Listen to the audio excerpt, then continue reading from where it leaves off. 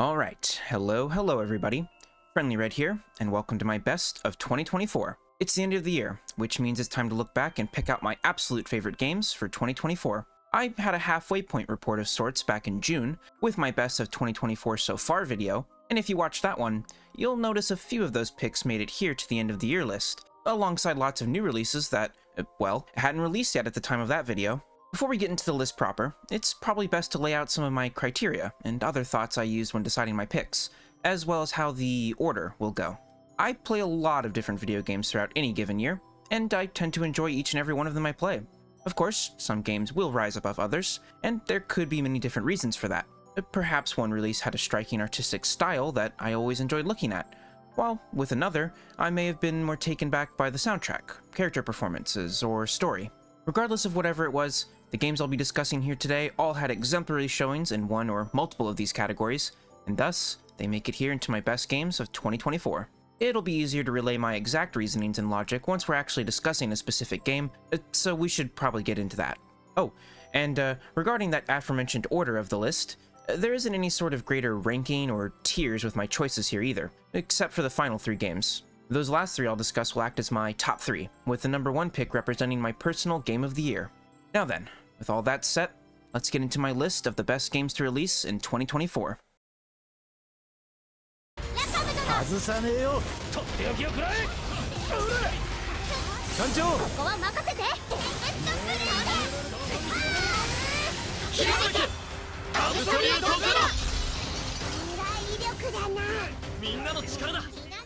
I figured it'll be a bit more interesting to start with a game that wasn't a highlighted pick already in my best of the year so far video. So, kicking off our list here is none other than Granblue Fantasy Relink. One of the three releases of February of 2024, those being Persona 3 Reload, Final Fantasy VII Rebirth, and of course Granblue Fantasy Relink. It launched right alongside Persona, and was an absolutely wonderful action JRPG. Relink was a project that was a long time coming, and went through numerous trials and tribulations leading up to its release earlier this year. Being announced all the way back in 2016, and only finally releasing here in 2024, it should tell you a lot right there. Honestly, I could probably dedicate an entire separate video to this game's long lead up to launch, but that's not what we're here to discuss. It may have taken much longer than I'm sure anyone at developer Side Games would have wanted, but I can say that the long wait and multiple delays were worth it in the end. Granblue Fantasy Relink is an incredibly polished and beautiful game, and one of the finest RPGs, action, turn-based or otherwise, released this year, which, let me tell you, is not an easy feat to claim when we've had so many. Relink offers so much to love, with its beautiful graphical style, enchanting melodies, fast and fluid action combat, and a wide cast of playable characters for you to experiment with. While it's primarily to be enjoyed as a single-player affair, there is also a co-op multiplayer mode you can delve into for side missions and in-game content, replacing your usual AI-controlled / swappable party members with other players. As I said though, Relink's main gameplay and story is experienced in the single-player portion, which has you assume the role of Captain Gran or Jita. You'll explore different locales alongside your ever-expanding crew, helping out denizens of the floating islands you find yourselves on, and taking out lots of different fantasy monsters and baddies along the way, via a mixture of standard combo attacks, special moves, and explosive and over-the-top ultimate abilities, which can be comboed with your allies to create some big damage and equally big hype moments. Personally, I don't remember too much about the story in the game, as I found it to be somewhat cliché and a little uninteresting. It also doesn't help that this game just kinda throws you into the world of Granblue with not a whole lot of explanations or info if you're new to the series either. At least it's presented well, via a mix of dialogue segments and cutscenes, and it has its moments every now and then for sure. But really though, you want to come into this one for the gameplay, visuals, music, and basically everything else other than the story. It gets the job done, but is the weakest part of the package. I alluded to it earlier, but this game released at a pretty busy time for RPG/JRPG fans, as it was coming out hot off the heels of the latest Like a Dragon game, and released the same day as the remake of Persona 3. It no doubt got a bit overshadowed by those equally amazing titles, so if you missed out on it back when it released, or haven't heard of it or played it until now, I would highly recommend it. It may be a bit confusing for series newcomers, and bland on the story side of things, but it excels in every other regard, and is a great action game to blast through.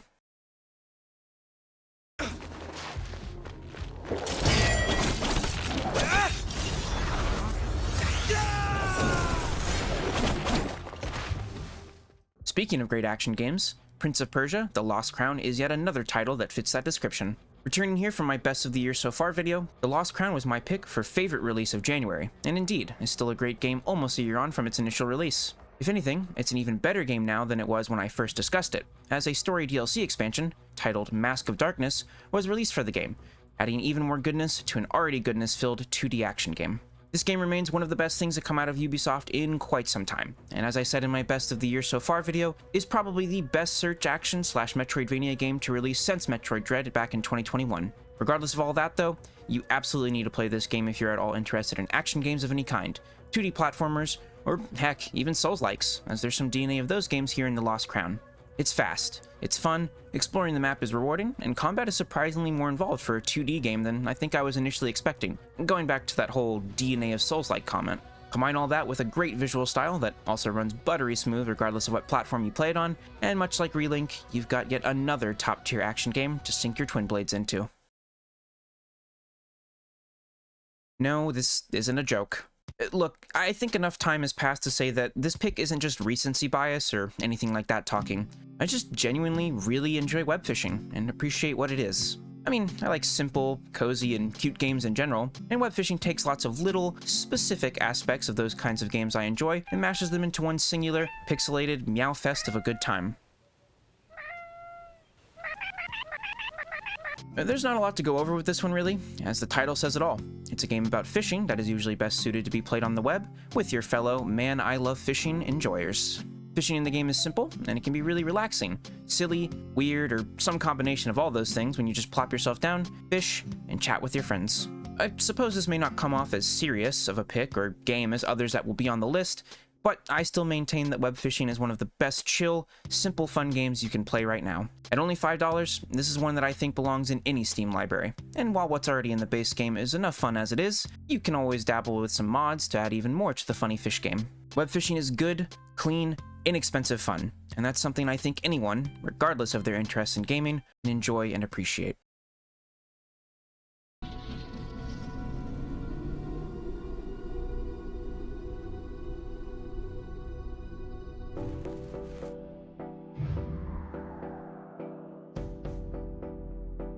On the topic of good, inexpensive fun, Balatro, my favorite game to play on my PC, Steam Deck, Nintendo Switch, PlayStation 5, and/or mobile device. It's not a problem, I swear. Yes, this little poker roguelike here won't ask you for too much of your money, though it will certainly eat up a lot of your time. Balatro is an insanely addictive, mesmerizing game that is simple on the surface, but very deep underneath. The game's structure is quite simple, asking you to play poker hands to rack up chips, clearing out blinds and building up to boss blinds at the end of each round, which usually have some sort of powerful twist or debuff that you have to play around.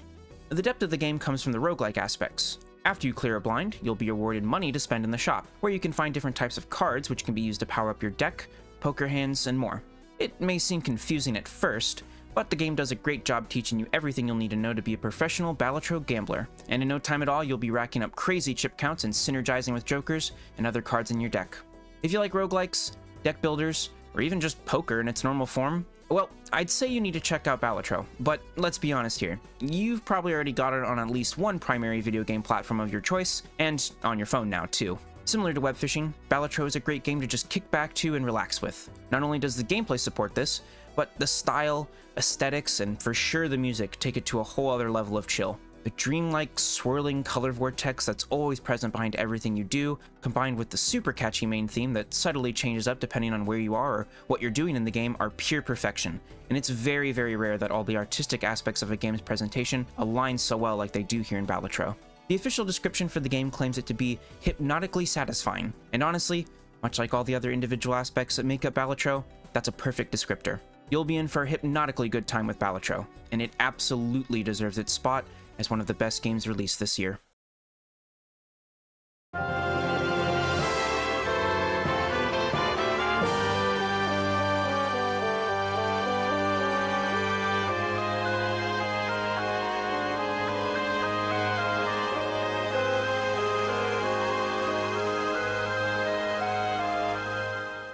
Speaking of best games released this year, the best entry in the Paper Mario series released this year, again. Yep, 2024 finally saw the release of the remake of Paper Mario, The Thousand Year Door, and unsurprisingly, it was fantastic. The original version of The Thousand Year Door is a stone-cold classic, and one that, to this day, remains a greatly enjoyable game. Unfortunately, it's also a game that happens to be rather difficult to play in an official manner, as it never saw a re-release on something like the Virtual Console, and secondhand copies of the game can cost close to $100, if not more. Thankfully, the remake that released on Switch made it easier than ever for longtime fans to revisit the game they adore so dearly, while also allowing a whole new generation of fans to discover what makes this Paper Mario game so special.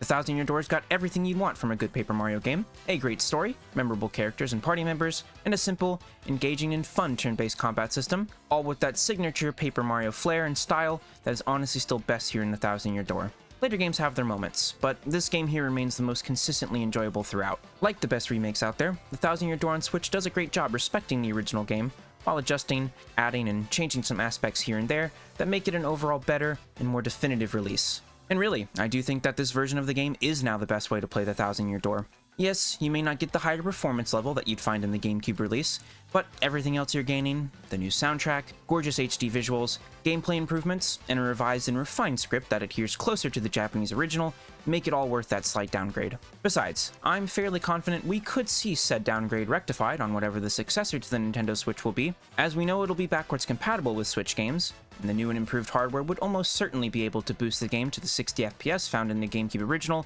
with no problem. If that happens, then yeah, it's no contest, the Switch remake will without question be the best version of the game. But that's enough wishful thinking about the game on future hardware. In the here and now, the Thousand Year Door on Switch is one of the finest RPGs on the platform, easily the best first-party release for the console of 2024, and remains the absolute pinnacle of the Paper Mario series, and one of my favorite games that released this year.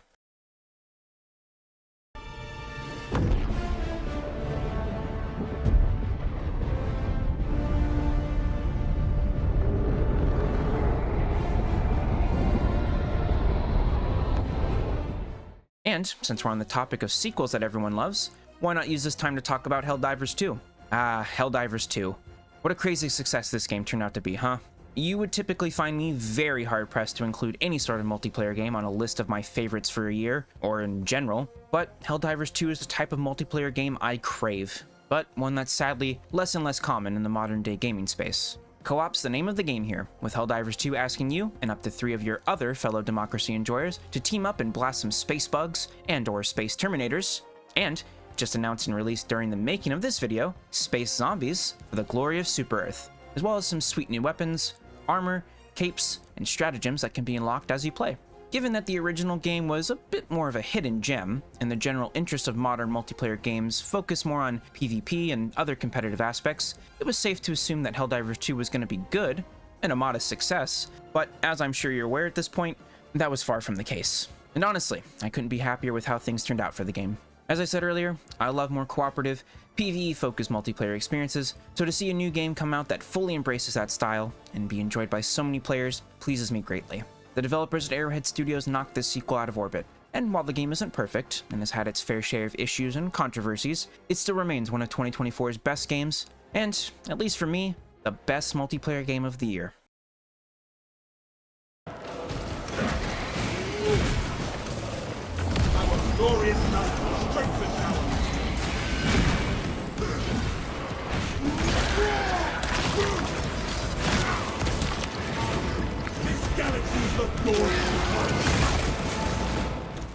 And from one sci-fi sequel to another, we move on to Warhammer 40k Space Marine 2.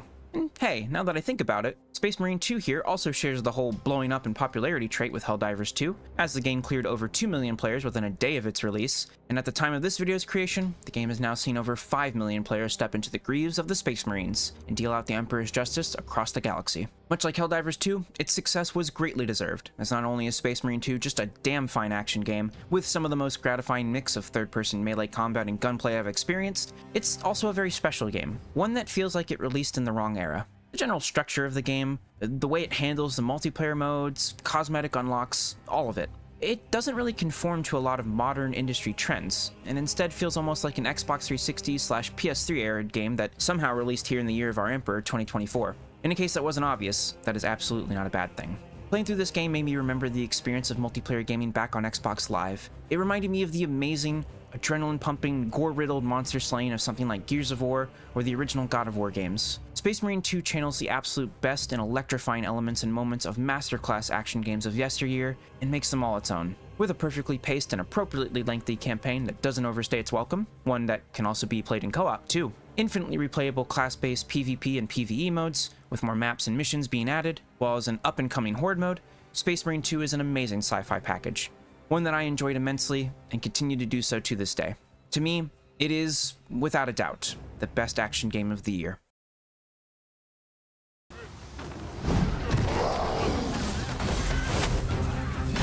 Well fought. We can ill afford to grow over. Our foe is not yet active. The sequel talk continues, as well as a discussion on action games, with Dragon's Dogma 2 next up on the docket. Wow, there were a lot of long-awaited action game sequels this year, weren't there? Helldivers 2, Space Marine 2, and now Dragon's Dogma 2. Kind of funny they all happen to be the second mainline installment in their respective franchises, too. Anyways, yes, Dragon's Dogma 2 finally released this year, a whole 12 years on from the original game. I think it's probably important to get this out of the way as soon as possible, but more so than any of the other games on this list, Dragon's Dogma 2 is a fairly flawed game, and one I and many others take issue with. At launch, the game had pretty spotty performance, especially in NPC-dense areas and towns, and while that's been improved since then, it's still not perfect. On top of that, the story and quest design might just be some of the worst I've seen in a game in quite some time. Like, I'm not one to usually complain or think about stuff like that, but seriously, the story and things you do in it and to progress it feels so disjointed and unconnected, I honestly think it would be better to ignore it outright. However, despite these issues, Dragon's Dogma 2 still remained insanely fun over my first playthrough, and still remains a blast even today in New Game Plus. And that's down to what the game does right. First and foremost, combat in the game is top tier. If I had to describe it, it's like a mix of a character action game like Devil May Cry, mixed with the classes and fantasy or magic of any old school fantasy RPG. Whether you're playing a magic class, melee class, or some mix of the two, the combat in the game feels impactful, dynamic, and always satisfying. Every single attack and ability has great feeling and animation behind them, and it gets even better when you face off against the larger foes in the game, allowing you to really put your skills and kit to the test.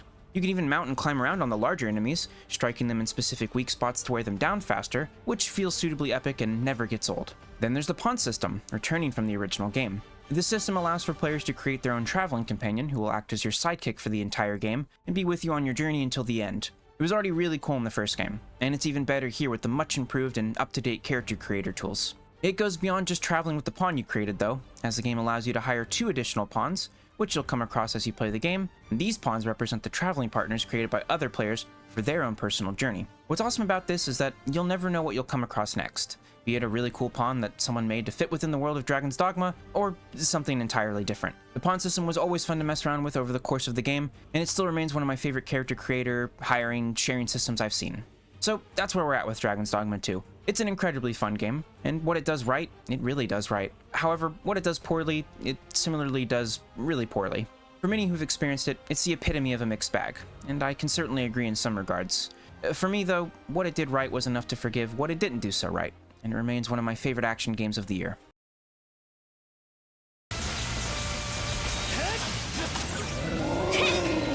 Shield weathering! Dodge this! Fire in the hole! Rounding out our action game discussions, what we've got here is Ys 10 Nordics, the latest mainline entry in the long-running action RPG series. Ever since I learned of this game, I was immensely excited for it, and that excitement only grew after playing the 2 most recent entries in the series leading up to 10's release. And now, after finally playing it to its completion, I can happily report that Ys 10 wholly delivered on what I was expecting from it. A flashy, fun action RPG with a wonderful graphical uplift, and new and interesting shake-up in gameplay, compared to Ys 8 and 9 before it. The Ys series follows the exploits of one red-haired, globe-trotting adventurer known as Adol Kristen, and each game serves as a retelling of one of his many journeys. Even though this new game is the 10th mainline entry, the story within actually takes place very early on in the chronology, making it a great game for newcomers to the series. On the gameplay front, the series has always focused on real-time, action hack-and-slash-like gameplay, allowing you to mix in equipable special attacks alongside your standard melee combos. This all remains true in Ys 10, with some pretty significant changes though as well. In prior games leading up to 10, Adol was accompanied by many different allies who could be set in a party alongside him, allowing you to swap to whichever one you want to play as or need for the situation.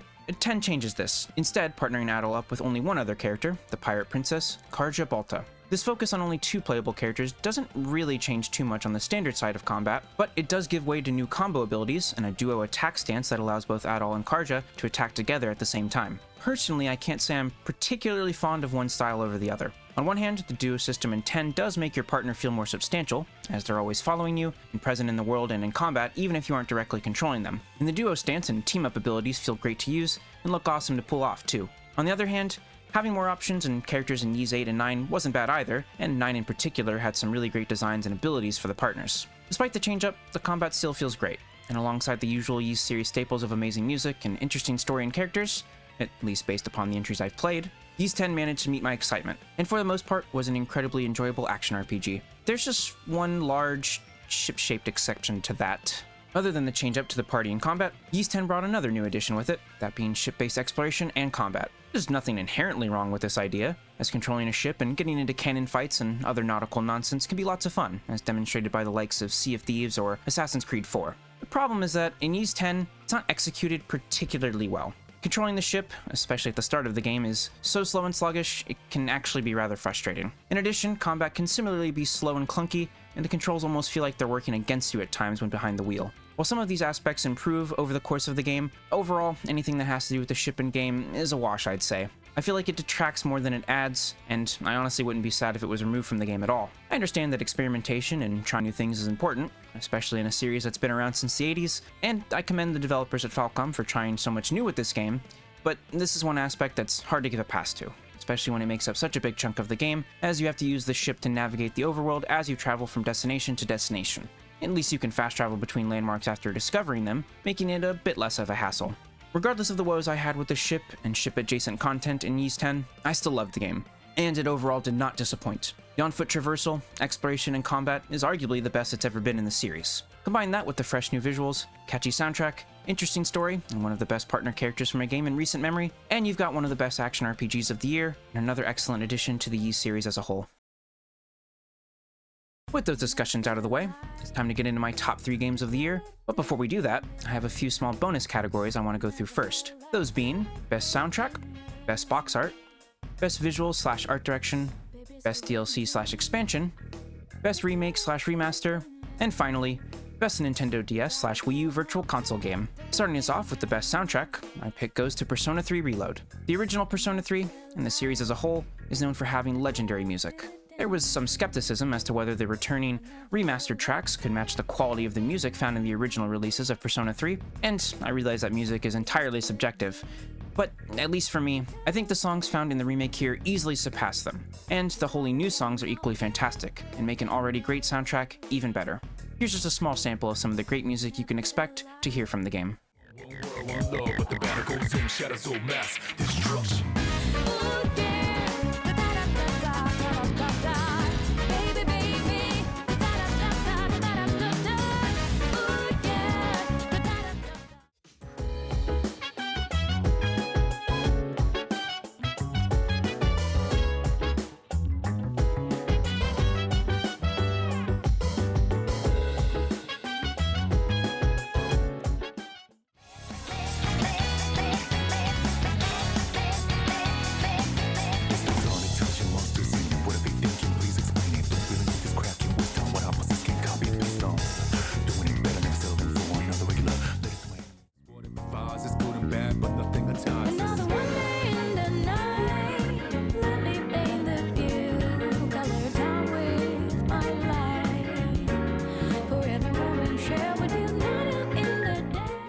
As for the next category, my pick for Best Box Art goes to Metaphor ReFantasio. Honestly, I would have loved to pick Granblue Fantasy Relink, as I think it has an absolutely gorgeous illustration. However, this lovely piece of art is only the box art in Japan, while over here in North America we got this.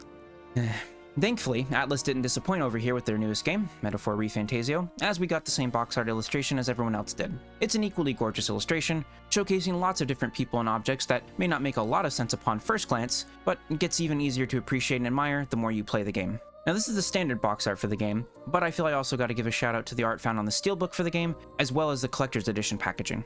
Needless to say, regardless of whatever version you purchase, your eyes are in for a treat even before you sit down to play the game. Next up, for Best Visuals/Art Direction, my pick goes to Visions of Mana. A glorious and long-awaited return to the Mana series, Visions of Mana was an excellent, charming action RPG, and a downright beautiful video game. No matter where you look, be it in the real-time 3D visuals of the game, or the 2D artwork made to market it, Visions of Mana demands your attention. I feel like the Mana series has always had a distinct, attractive, and eye-catching aspect to its visuals and designs, especially in the older 2D artwork you'd see for the original games. And now though, with the remake of the third game, Trials of Mana, and now this new entry, Visions of Mana, the 3D graphics perfectly encapsulate that 2D style, and it's quite a sight to behold. Characters, environments, enemies, and more.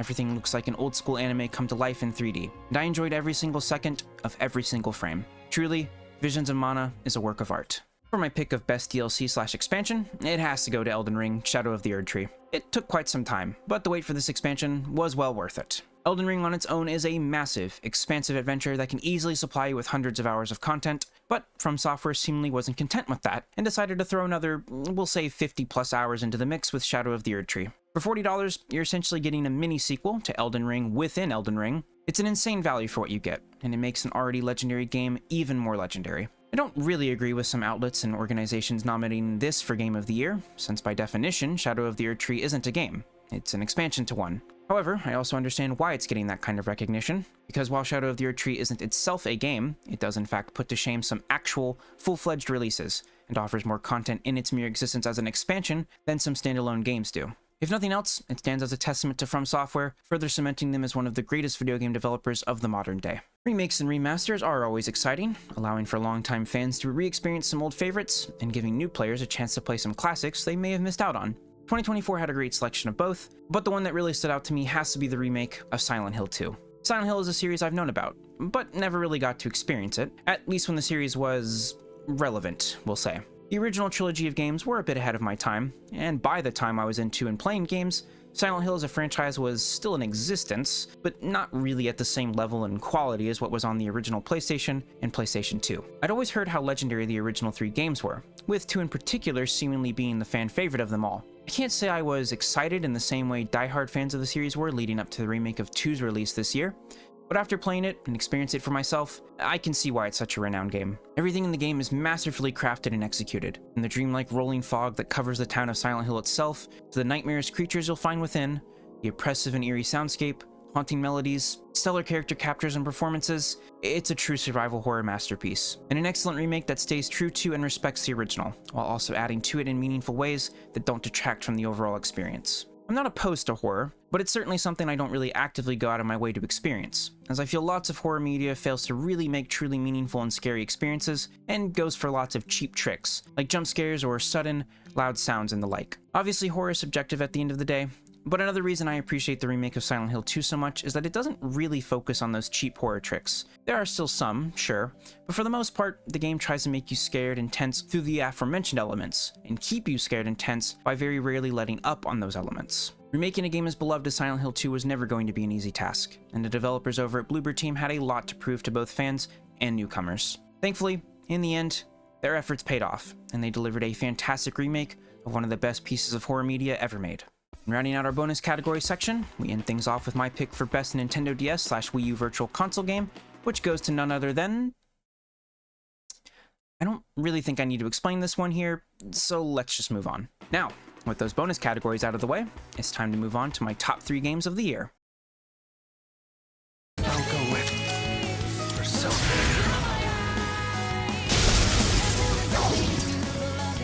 The enemy lines are broken! Let's do it.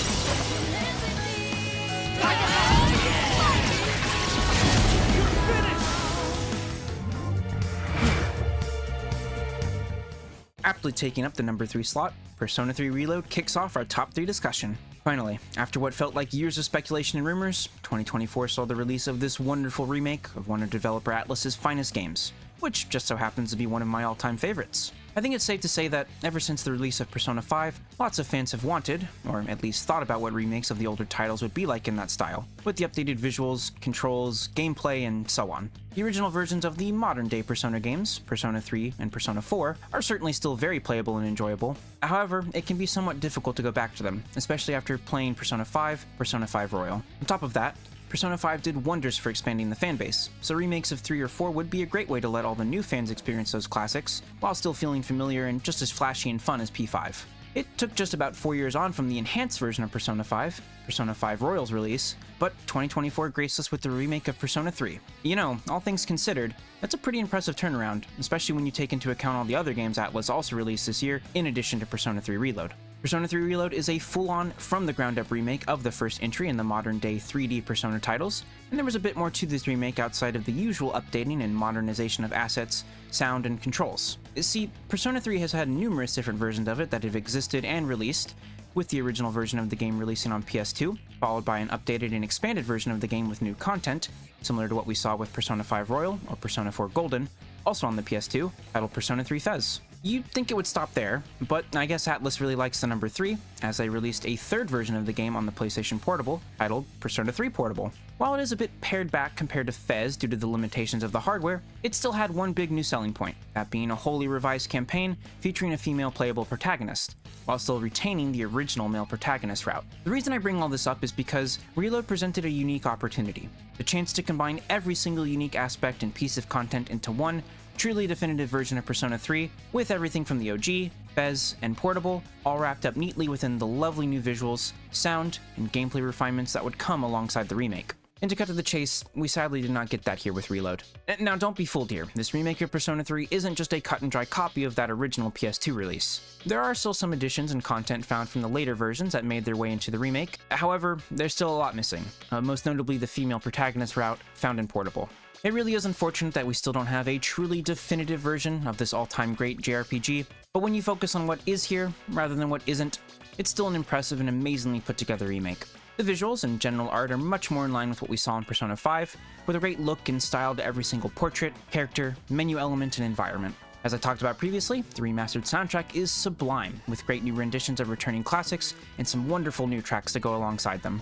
The general gameplay is much more snappy, while exploration and combat in the dungeon areas of the game are better than ever, with much improved and more interesting looking sections to traverse, and the super flashy and impactful turn-based battles playing just as great as they did in Persona 5. It isn't a perfect game, sure, and even looking past the gripes I have with it not being the definitive release of the game, there are other problems with it too. Obviously, being a remake, returning fans may have other issues with new character performances, changes to the art, gameplay, music, and more. That's all subjective and down to personal preference, of course, but that's not to say all the things that were changed in the game are or were for the better, or just intrinsically superior to the original simply because they're new.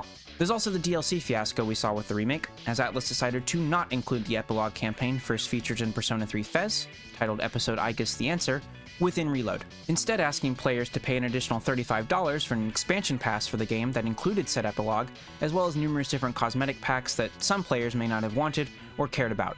Spoiler alert, I'm one of them, and I still find it ridiculous that I cannot just buy the epilogue separately for a cheaper price, but that's modern day video game industry shenanigans for you. However, despite any and all of the annoyances I may have with this release, they don't detract from the enjoyment I got from it.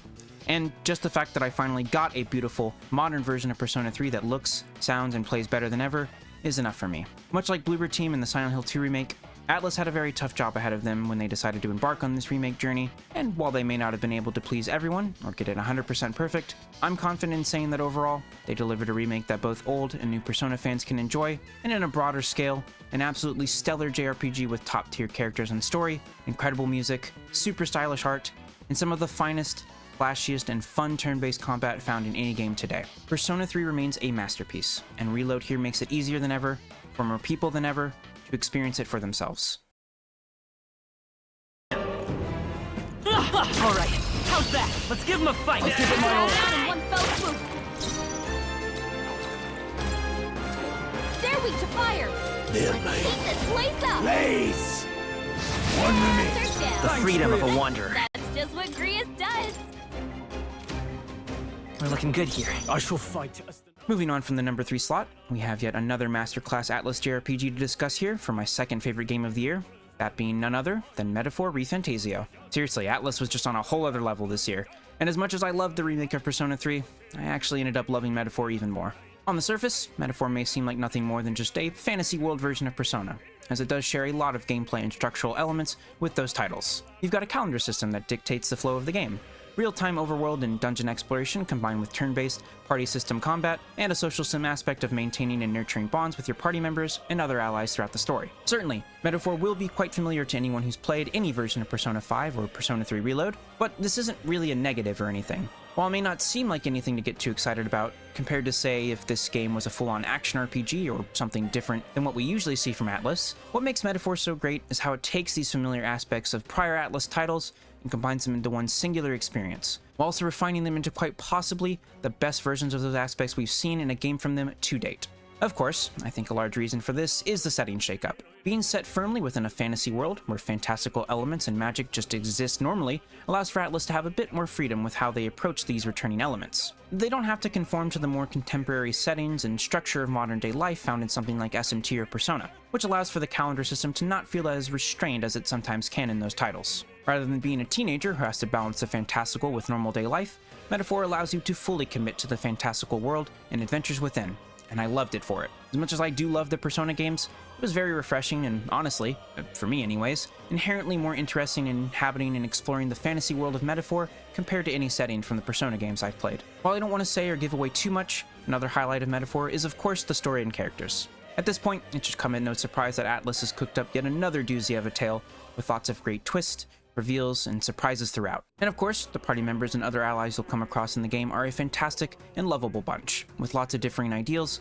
personalities, and goals, all brought to life with great designs, artwork, and performances behind each and every one of them. Much like Persona 3, 4, or 5, you'll grow to really care about and appreciate them, and by the time you roll credits, it may almost feel like you're saying goodbye to dear friends. Then there's the core gameplay, which is probably where Metaphor feels most familiar, again especially if you've played SMT or Persona before. But still, there's enough changes and new ideas here that make it distinct compared to those games, like how you can position party members in a front or back line on the battlefield, similar to Atlus's Etrian Odyssey games, or how there is some light, real-time action combat that you can partake in to weaken enemies and gain an advantage over before going into the standard turn-based battle mode. And while the powers and abilities you'll use in battle are largely identical to those you would find in other Atlus titles, how you interact with and unlock those abilities is quite different, and may just be my favorite system they've created yet. The archetypes that you wield are similar to something like classes in an MMO or other fantasy JRPG, and you gain more skills the more you use a specific archetype. There's no limit on which party member can use what, so you can really experiment with and build out your ideal team in any way you choose. And I found it to be much more engaging and fun than the summoning and fusion system found in the Persona games, since that game locks most party members into using just one type of power, and obtaining new personas for the main character doesn't necessarily require you to use and engage with them, unlike the archetypes in Metaphor. So while there is certainly some familiarity found in Metaphor, it becomes much more evident as you play that this is much more than just a fantasy version of a Persona game. This year was the 35th anniversary of the company, and to see this convergence of ideas and systems from all of Atlus's previous works here in Metaphor was quite a treat. I loved all the little references and nods to their previous games. When you step back and take it all in, it really does feel like the perfect way to celebrate their legacy.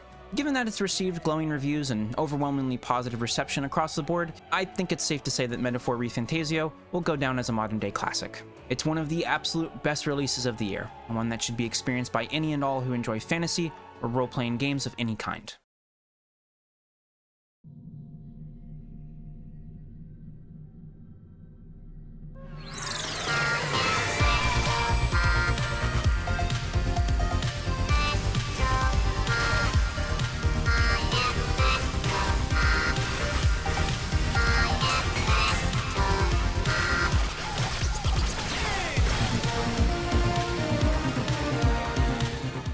At last, we arrive at my pick for Game of the Year, which goes to none other than Astrobot. Man, where do I even start with this one? Astrobot might just be as close to perfect a video game as you can get. It's a game bursting with whimsy, charm, and most important of all, fun. If you're unaware, Astrobot is a full-fledged follow-up to Astro's Playroom, which was and still is a free game pre-installed on every single PlayStation 5 amateur and professional console. Simply put, it's a 3D platformer with lots of heart, constantly throwing new ideas and gimmicks at you across every single stage. The game also serves as a wonderful celebration of the PlayStation lineage, being packed full of references and callbacks to some of the most legendary titles from prior PlayStation consoles. It's easily cemented itself as one of the all-time greats, sitting right alongside the absolute best 3D platformers that helped inspire it. This game looks fantastic, runs as smooth as butter without ever skipping a beat, and has some incredibly catchy tunes that are bound to get stuck in your head, and as I stated before, is always fun to play.